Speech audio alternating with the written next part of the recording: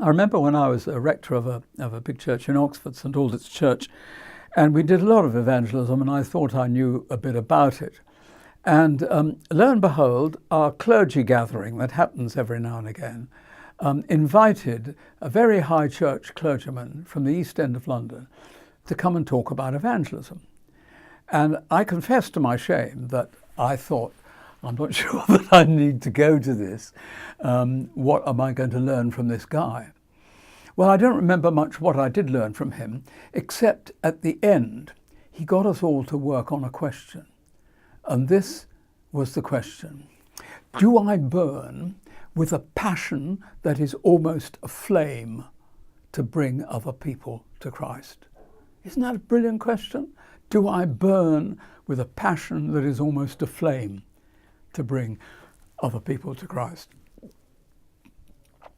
And that is necessary in the leader if he wants to see evangelism growing in his church.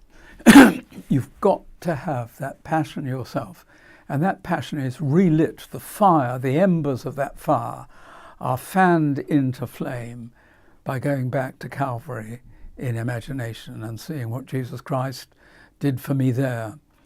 And in gratitude to him, I want to be his ambassador, however poor a speaker I am, however full of failure my life is. I want something of Jesus to be shown through me. So that passion has got to be there in the leader. And then how does it spread in the congregation? Well, it spreads just as people naturally are.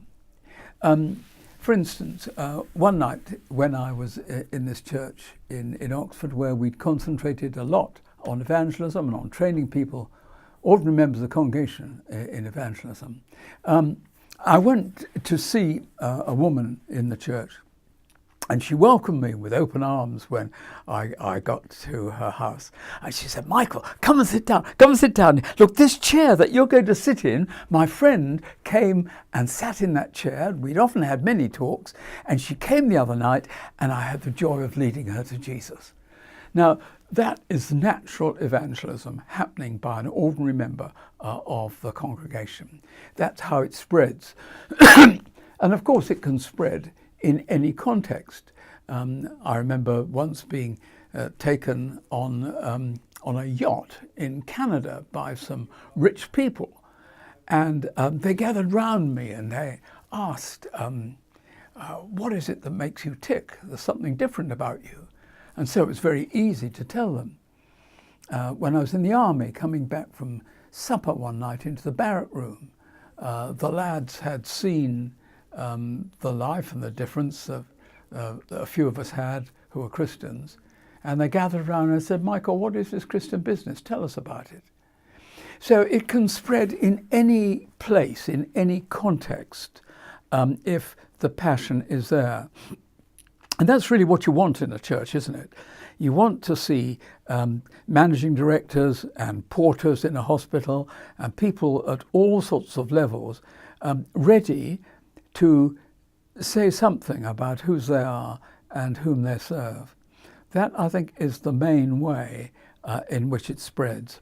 It's a bit like a Kansas dust storm. Kansas has been in the news very much these days with hurricanes and things. And it's quite famous for dust storms in the summer. And you don't say, well, how do I direct this dust storm to this particular place? When a dust storm is flowing, it gets everywhere. And that is how the gospel spreads, naturally and at its best, when people get on fire with Jesus Christ and can't help talking about him. I remember I was doing a mission in University of Cape Town some years ago, and one of the guys that came to Christ was an international gymnast. And during a gap at one stage, he and various others said to me, "Come on, Michael, let's climb up Table Mountain." So we did. But on the way up Table Mountain, he was telling all his friends about the Jesus that he'd just come to know. That's the way in which the gospel spreads.